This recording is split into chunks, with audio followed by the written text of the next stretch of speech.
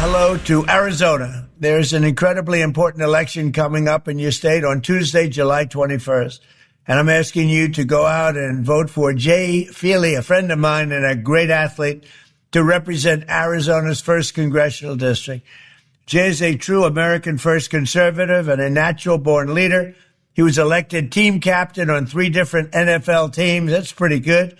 Jay is a winner, and he knows how to win. He's going to win, and he's going to be great for the people of Arizona. Jay will vote to cut your taxes, slash regulations, bring down the cost of living, and forge the greatest economy in the history of the world. We are doing better now than we have ever done in history. We have $19.2 trillion coming in. That's $16 trillion more than ever before. And it's really special. And Jay is going to help us keep it going. So go out and vote to keep our southern border secure, protect law and order, strengthen our military, defend our veterans. And he will also help you support what we call the Save America Act. We have to get it enacted. He also has my complete and total endorsement without reservation. So go out and vote for Jay Feely, the next congressman from Arizona's 1st Congressional District on July 21st. Thank you. 48 yards for Feely to win it.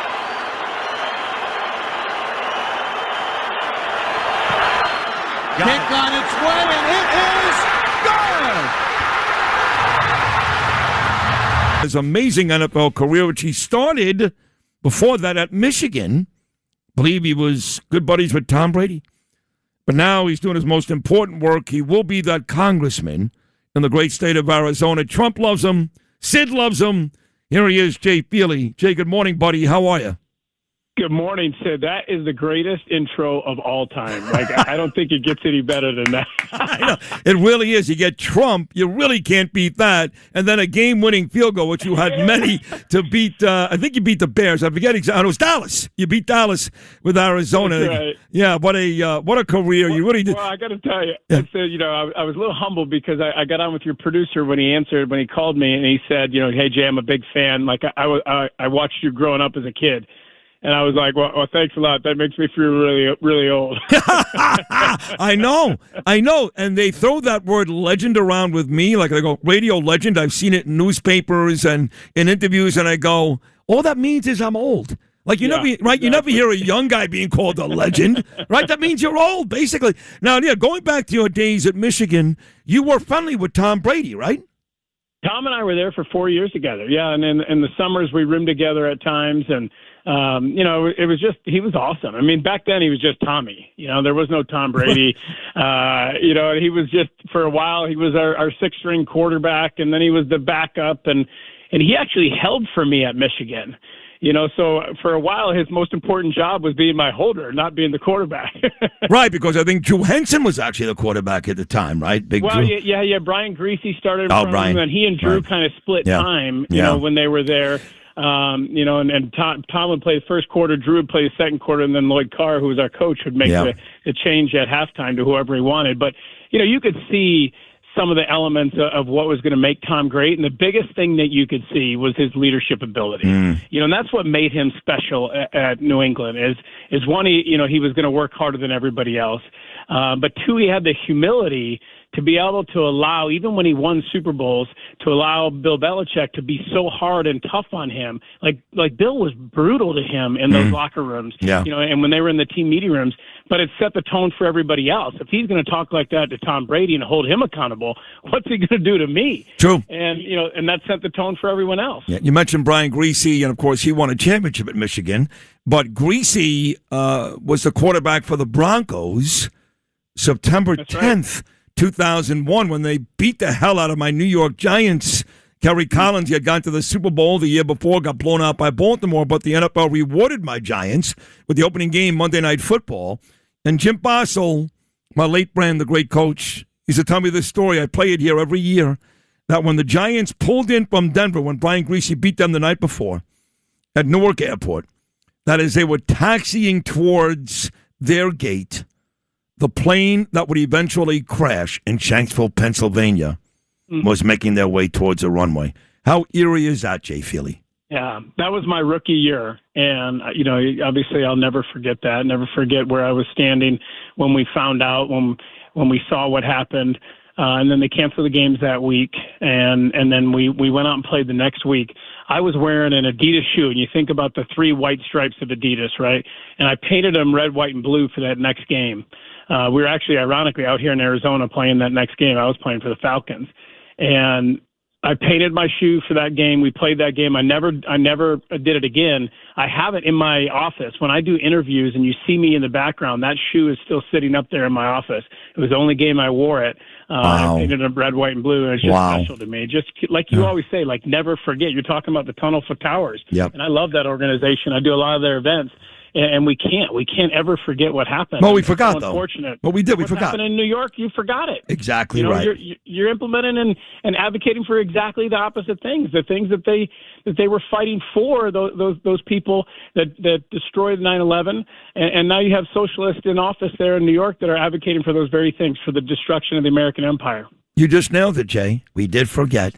You can never wear those sneakers anymore because Roger Goodell won't allow it. I'm happy to let you do that back in 2001. The league has changed quite a bit, the woke NFL. I still love the NFL. I watch every second of the Giants and every game, but they've changed quite a bit. But you're right, we forgot here, and that's why you winning in Arizona is so important for America, for President Trump, for the future of my party, the Republican Party. Young, strong, smart. You're the guy. And I don't know where you are today in terms of what the numbers look like, how positive you are leading up to this race in November. Getting endorsement from Trump certainly helps. But what does it look like this morning in your race, Jay? Yeah, this is going to be one of the most important swing seats in the entire country. There's going to be 3 to 5 seats that are going to determine who wins the House and who controls the House. And we know exactly what happens. If the Democrats win and control the House, they're going to impeach President Trump right away.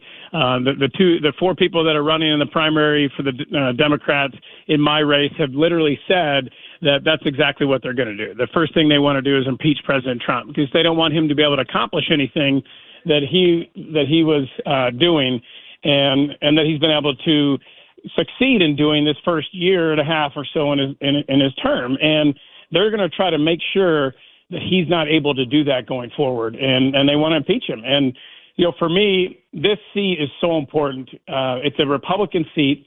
It's an R+1 seat, and they're going to make sure that they spend as much as possible to try and buy it. So they're going to spend, say, $30 million on this seat alone. It'll be the most expensive congressional seat in the country. It's one of the reasons I wanted to run, was to make sure that we keep this seat and we keep the House, and we're able to continue to fight against this socialist movement, because that's what now – I think the American people are going to see, that you have 2 choices. You have one choice of the rational that wants America to win, and you have one choice of the irrational that is embracing socialism and that wants America to lose. And you can look exactly at your governor, Kathy Hochul, and what she just did. She just did a 1-year moratorium on data storage centers.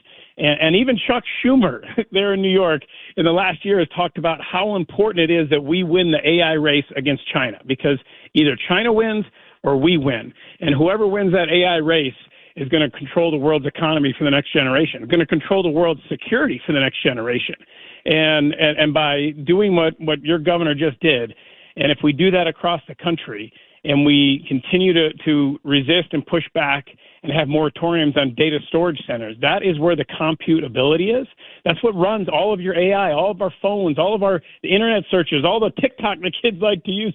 It's derived from that data storage centers, that computability, and all it does is help China. And that's what we need to fight against. We need Bruce Blakeman to win. He's running for governor in this state against that dreaded Kathy Hochul. My son Gabriel, my only son, is actually working for Bruce. Today's day 3 for Gabriel. So you're right about Kathy and Mom Donnie and all the leaders here, and it is spreading like wildfire. People keep telling me, oh, Sid, the numbers aren't big enough yet. I asked Mark Levin, the great one. He was on this show last hour. I said, am I being crazy because I'm actually nervous? He said, no, Sid, you're 100% right. Forget about moderate Democrats. They don't exist anymore. There's no such thing.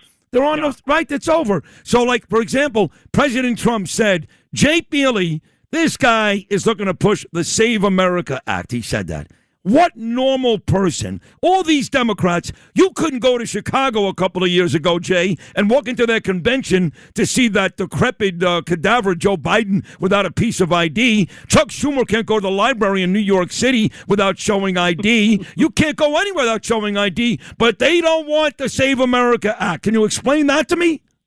No, you can't explain it. And it was amazing when I heard a couple of Democrats say it'll be very clearly said, it'll be very hard for any Democrat to win an election if they pass the Save America Act. Now, why is that? Why is it that would make it hard? All you're trying to do is say that only Americans should be voting in our elections, and one person, one vote, and the people that are registered, just making sure that it is that person. Why would that keep Democrats from winning elections? It's ridiculous, and it's an 80% issue. It's something I've been really disappointed about the Senate, the Republican-controlled Senate, that they haven't pushed that forward and got it enacted so that we can make sure that going into this election in November that only Americans are voting. That's only people who should vote in our elections. Bottom line, Jay, for people that want to help you out, who are Giant fans, Jet fans, Michigan fans, and even people like Carrie Lake listening from Arizona right now, how can they help out the Jay Feely campaign? Well, the best thing you do, go to jfeelyforcongress.com. You can go on there. You can donate to us. We have to continue to raise as much as we can because they're going to try to just buy this seat. And then you can get involved. You know, people are coming out. We have volunteers every day, Sid. We've done, in July alone, we've knocked on like 10,000 doors out here and made like 80,000 calls. Wow. You know, and that's what you have to do. You have to make sure that the Democrats don't outwork you, that they don't outspend you, because we have the right ideas, and we need to be able to communicate those ideas. And a lot of times, as Republicans, we don't have the right messengers. Hopefully, I can be one of those messengers that cares about people, that wants to create equal opportunity, but that's going to stand up for the things that have made America great. You are that guy. You're a super guy, a great American, and what a great choice. Arizona's lucky. Don't F this up, Arizona. Make sure you listen to Trump and Sid, and make sure that Jay Feely wins in November. We'll bring you on a whole bunch of times before that election. I appreciate it, buddy. No, of course, man. You two go out there, and I'm sure you're playing golf or something fun today, so have yourself a good time. No. No? It's all election time. It's all meeting people. Really? That's it? Oh, 100%. That's all I'm doing. What are you talking about? Brian Urlacher is waiting on the fourth tee for you right now. Yeah, I know. Ronan probably wants to play, but we got to make sure. There's the most important thing is making sure that we keep this house and continue to make this country great. 100%. Jay, you're great. You really are. We'll talk again very, very soon, buddy. Great job here today. Thank you so much. See you, Sid. God bless you. That's Jay Feely, running for Congress in the great state of Arizona, former NFL kicker star, actually. And as you can tell, just a terrific guy.